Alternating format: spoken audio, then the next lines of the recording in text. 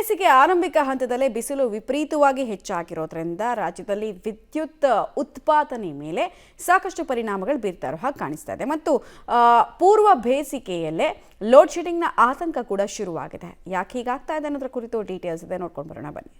ರಾಜ್ಯದಲ್ಲಿ ಬೇಸಿಗೆ ಆರಂಭದಲ್ಲೇ ಹೆಚ್ಚಾದ ವಿದ್ಯುತ್ ಬೇಡಿಕೆ, ತಾಂತ್ರಿಕ ಸಮಸ್ಯೆಗೆ ಆರ್ಟಿಪಿಎಸ್ನಲ್ಲಿ ವಿದ್ಯುತ್ ಉತ್ಪಾದನೆ ಕುಂಠಿತ, ಹೆಚ್ಚಾದ ಲೋಡ್ ಶೆಡ್ಡಿಂಗ್ ಭೀತಿ, ಎದುರಾಗುತ್ತಾ ವಿದ್ಯುತ್ ಕ್ಷಾಮ.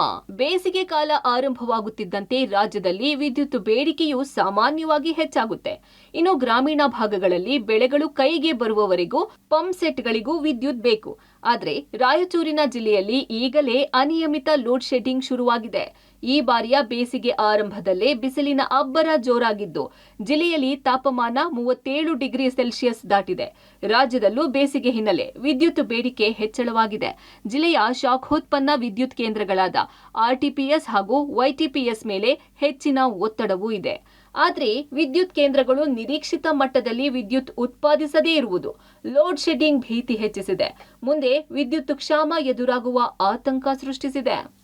ಈಗೇನು ಬೇಸಿಗೆ ಶುರುವಾಗಿದೆ, ಇಂಥ ಬೇಸಿಗೆಯಲ್ಲಿ ವಿದ್ಯುತ್ತಿನ ಬೇಡಿಕೆಯೂ ಸಹ ಜಾಸ್ತಿ ಆಗುತ್ತೆ. ಯಾಕಂತಂದರೆ ದಿನಾಲು 24 ಗಂಟೆನೂ ಫ್ಯಾನ್ ಬೇಕಾಗುತ್ತೆ. ಯಾಕಂದ್ರೆ 44-45 ಡಿಗ್ರಿ ನಮ್ಮ ಹತ್ರ ಉಷ್ಣಾಂಶ ಇರೋದರಿಂದ ವಿದ್ಯುತ್ತಿನ ಬೇಡಿಕೆ ಹೆಚ್ಚಾಗುತ್ತೆ. ಕರೆಂಟಿನ ಉತ್ಪಾದನೆ ತುಂಬ ಕಡಿಮೆ ಆಗ್ತಾಯಿದೆ. ಯಾಕಂದ್ರೆ 1720 ಮೆಗಾವ್ಯಾಟ್ ಉತ್ಪಾದನೆ ಆಗಬೇಕಾಗಿತ್ತು, ಆದರೆ ಇಲ್ಲಿ ಕೇವಲ 800 ಮೆಗಾವ್ಯಾಟ್ ಉತ್ಪಾದನೆ ಆಗ್ತಾ ಇದೆ. ಇದರಿಂದ RTPS YTPS ಇಂದ ಇದೇನು ಉತ್ಪಾದನೆ ಕೊರತೆ ಆಗಿರೋದ್ರಿಂದ ಇಲ್ಲಿ ಏನು ಘಟಕಗಳಿದ್ದಾವೆ ದುರಸ್ತಿ ಒಂದು ವ್ಯವಸ್ಥೆಯಲ್ಲಿರೋದ್ರಿಂದ ಉತ್ಪಾದನೆ ಕಡಿಮೆ ಆಗ್ತಾ ಇದೆ. ನಮಗೆ ಬೇಡಿಕೆ ಜಾಸ್ತಿ ಆಗ್ತಾ ಇರೋದ್ರಿಂದ ಅನಿಯಮಿತ ಲೋಡ್ ಶೆಡ್ಡಿಂಗ್ಗಳು ಆಗುವ ಸಂಭವ ಜಾಸ್ತಿ ಆಗಿದೆ.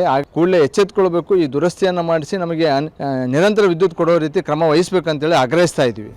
ಇನ್ನು ತಾಂತ್ರಿಕ ಸಮಸ್ಯೆಯಿಂದ ಆರ್ಟಿಪಿಎಸ್ನ 8 ಘಟಕಗಳಲ್ಲಿ 2 ಘಟಕಗಳು ಬಂದ್ ಆಗಿವೆ. ಹೀಗಾಗಿ 1720 ಮೆಗಾವ್ಯಾಟ್ ಸಾಮರ್ಥ್ಯದ ವಿದ್ಯುತ್ ಕೇಂದ್ರ ಕೇವಲ 860 ಮೆಗಾವ್ಯಾಟ್ ವಿದ್ಯುತ್ ಉತ್ಪಾದಿಸುತ್ತಿದೆ.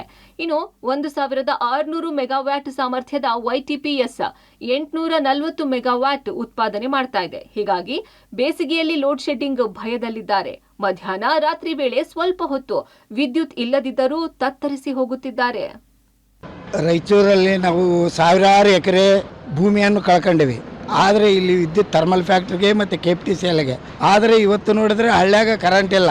ಇವಾಗ ಬೇಸಿಗೆ ಬಿಸಿಲು ಹೆಚ್ಚಾದಂಗೆಲ್ಲ ಭೂಮಿಗೆ ನೀರು ಹೆಚ್ಚಿ ಕುಡಿತದ. ಆದರೆ ಇವತ್ತಿನ ದಿನ ಬಹಳಷ್ಟು ರೈತರು ಕಷ್ಟಪಡ್ತಾರ.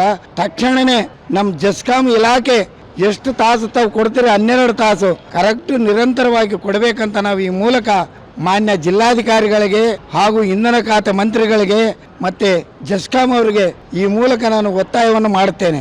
ಇದಕ್ಕೆ ತಾವು ಸರಿ ಮಾಡಲಿಲ್ಲ ಅಂದರೆ ನಾವು ಮುಂದಿನ ದಿನಗಳಲ್ಲಿ ಜೆಸ್ಕಾಂ ಆಫೀಸ್ ಮುಂದೆ ನಾವು ಪ್ರತಿಭಟನೆ ಮಾಡ್ತೀವಿ ಅಂತ ಎಚ್ಚರ ಕೊಡ್ತೀವಿ. ರಾಜ್ಯದ ವಿದ್ಯುತ್ ಬೇಡಿಕೆ ಸುಮಾರು 14,000 ಮೆಗಾವ್ಯಾಟ್ ಇದ್ದು ಶಾಖೋತ್ಪನ್ನ, ಜಲ, ಪವನ ಸೇರಿ ವಿವಿಧ ವಿದ್ಯುತ್ ಕೇಂದ್ರಗಳಿಂದ ಸುಮಾರು 4,000 ಮೆಗಾವ್ಯಾಟ್ ವಿದ್ಯುತ್ ಉತ್ಪಾದನೆಯಾಗುತ್ತಿದೆ. ವಿವಿಧ ಮೂಲಗಳಿಂದ ಸರಿದೂಗಿಸಲಾಗುತ್ತಿದ್ದರೂ ಹೆಚ್ಚುತ್ತಿರುವ ಬೇಡಿಕೆಗೆ ಅನುಗುಣವಾಗಿ ವಿದ್ಯುತ್ ಉತ್ಪಾದನೆಯಾಗುತ್ತಿಲ್ಲ. ಹೀಗಾಗಿ ಗ್ರಾಮೀಣ ಭಾಗದಲ್ಲಿ ಅನಧಿಕೃತ ಲೋಡ್ ಶೆಡ್ಡಿಂಗ್ ಮಾಡಲಾಗುತ್ತಿದೆ. ಬೆಳೆಗಳು ಕೈಗೆ ಬರುವವರೆಗೆ ವಿದ್ಯುತ್ ಕಣ್ಣಾಮುಚ್ಚಾಲೆ ಮುಂದುವರೆದರೆ ಜೆಸ್ಕಾಂ ಕಚೇರಿ ಮುಂದೆ ಹೋರಾಟ ಮಾಡುವುದಾಗಿ ರೈತರು ಎಚ್ಚರಿಕೆ ನೀಡಿದ್ದಾರೆ. Vijay Jagatakal, public TV, Raichur.